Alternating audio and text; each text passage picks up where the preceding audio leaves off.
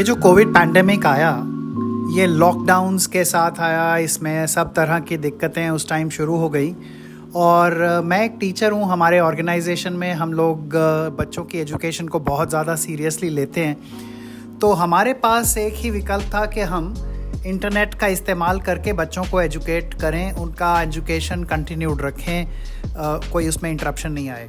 तो ओवरनाइट हमें सॉल्यूशंस ढूंढने थे जिससे कि as soon as possible within 2-3 days हम अप एंड रनिंग हो जाएं, बच्चों की क्लासेस कंटिन्यू हो पाएँ। तो इंटरनेट पर सॉल्यूशंस ढूंढे गए, ऐप्स ढूंढी गई और इक्विपमेंट जुगाड़ किए गए। लॉकडाउन की वजह से नए इक्विपमेंट लेना भी इम्पॉसिबल हो गया था, but we found ways. Apps मिली, इक्विपमेंट घर में ही था, स्मार्टफोन सबके पास थे, कुछ लोगों के पास कैमरास भी थे। टीचर्स हैं तो घरों में सबके वाइट बोर्ड्स भी मिल गए और क्लासेस एकदम से अप एंड रनिंग हो गई। धीरे धीरे जैसे जैसे हमारी ऑनलाइन क्लासेस चल रही थी, एक मुश्किल हमें दिखाई पड़ी। और वो मुश्किल ये थी कि बच्चे कई बार जो वाइट बोर्ड का वीडियो है वो बहुत अच्छे से देख नहीं पाते थे। जो ये मीटिंग्स वाली ऐप्स होती हैं, कुछ तो वीडियो को कंप्रेस कर देती हैं। कई बार बच्चों के पास बहुत अच्छा इंटरनेट नहीं होता है, तो वीडियो क्वालिटी थोड़ी कम आती है उनके पास। इस मुश्किल के लिए फिर एक और हल ढूंढा गया कि टीचर्स ने टैबलेट्स ली और टैबलेट्स के थ्रू डिजिटल स्क्रीन की शेयरिंग करना शुरू किया, जिससे कि स्क्रीन पर क्लैरिटी बच्चों को अच्छी मिल सके।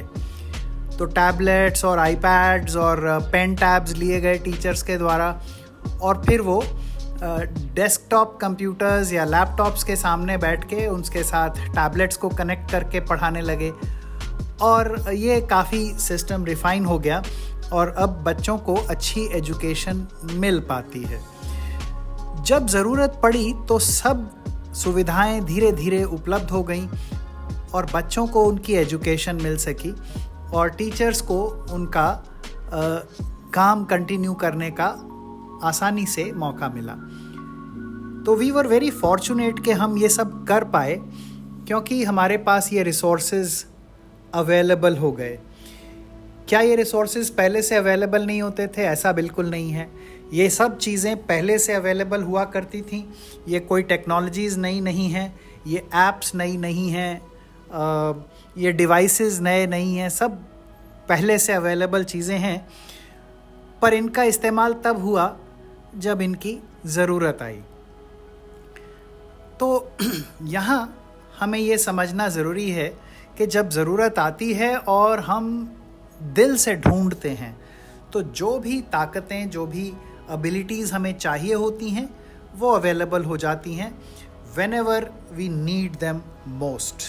तो देखो, जब हमें ज़रूरत पड़ी तो टेक्नोलॉजी भी आ गई और सारा इक्विपमेंट भी आ गया और सब ऐसी चीज़ें आ गई जो हमारे घर में थी।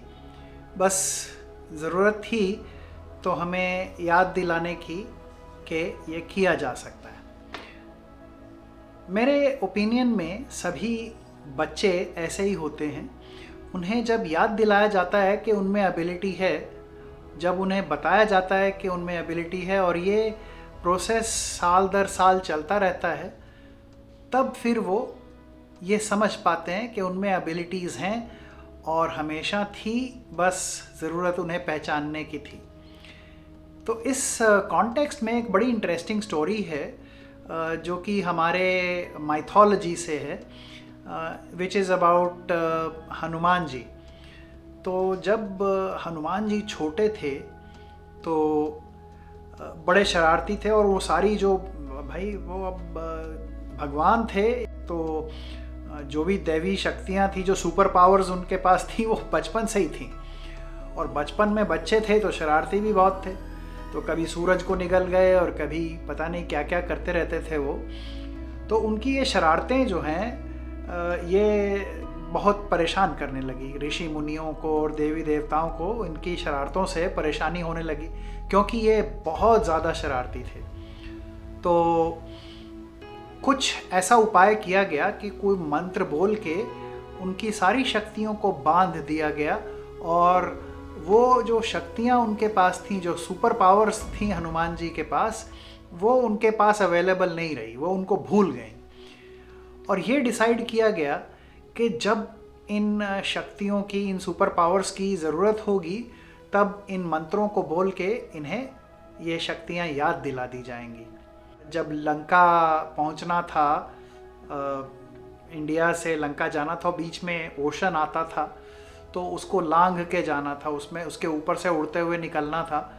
तो उस समय मंत्र बोल के उनको उन शक्तियों को याद दिलाया गया। तो हनुमान जी को उनकी शक्तियों को याद दिलाने की कोशिश की गई और उन्हें वो सारी सुपर पावर्स याद आ गई कि मैं ये सब कर सकता हूँ। और फिर वो समुद्र को लांघ भी गए और लंका में भी उन्होंने खूब हड़कंप मचाया, जो भी किया। तो ये एक मॉरल ऑफ द स्टोरी ये है, इस कहानी में एक मॉरल है हम सभी के लिए कि शक्तियाँ हम सभी के पास होती हैं, एबिलिटीज़ हम सभी के पास होती हैं। बस ज़रूरत होती है कि कोई हमें उन शक्तियों को याद दिलाए। मुझे हर बच्चे में ऐसे ही हनुमान दिखाई देता है। आप सभी स्टूडेंट्स जो भी होते हैं वो हनुमान होते हैं, और जिस दिन उन्हें अपनी शक्तियाँ याद आ जाती हैं, अपनी एबिलिटीज़ का पता चल जाता है, वो फिर वापस नहीं मुड़ के देखते। फिर उन्हें जो चाहिए वो मिलता है, वो अचीव कर पाते हैं। जो भी डिज़ायर्ड सक्सेस उन्हें चाहिए होता है वहाँ तक वो पहुँच पाते हैं। तो याद रखिए, आप सभी के अंदर एक हनुमान छुपा है, और वैसी ही एबिलिटीज़, अब हनुमान जी जैसी एबिलिटीज़ की बात नहीं कर रहा हूँ, बट वैसे ही एबिलिटीज़ आपके पास भी हैं। ज़रूरत है कि कोई आपको उन्हें याद दिलाए, और ये याद दिलाने वाले का काम जो है ये टीचर्स का होता है, पेरेंट्स का होता है, आपके फ्रेंड्स का होता है। ये सभी इस जिम्मेदारी को निभा सकते हैं। सो याद रखिए, हम सब के अंदर एक हनुमान छुपा है। कुछ एबिलिटीज़ हैं जो कि हमारे काम आ सकती हैं, हमारे भविष्य को अच्छा करने में इस्तेमाल हो सकती हैं। बस ज़रूरत है कि कोई हमें उन एबिलिटीज़ को याद दिला दे। जिस दिन वो हो जाता है, हम सफलता के शिखर पे पहुंच जाते हैं। तो हनुमान जी की इस कहानी का यही एक interesting moral of the story है, जो कि सभी के जीवन पे अप्लाई होता है। जैसे मैंने अभी दिखाया कि हम टीचर्स के ऊपर अप्लाई होता है, वैसे ही स्टूडेंट्स के ऊपर अप्लाई होता है, बिजनेसमैन के ऊपर अप्लाई होता है, सबके ऊपर ये बात अप्लाई ज़रूर होती है। सो understand this basic principle. Everyone has abilities, great abilities. All you need to do is find them and you will achieve unbelievable success. Have a great time. Bye bye for now. Enjoy yourself. Let's meet again very soon.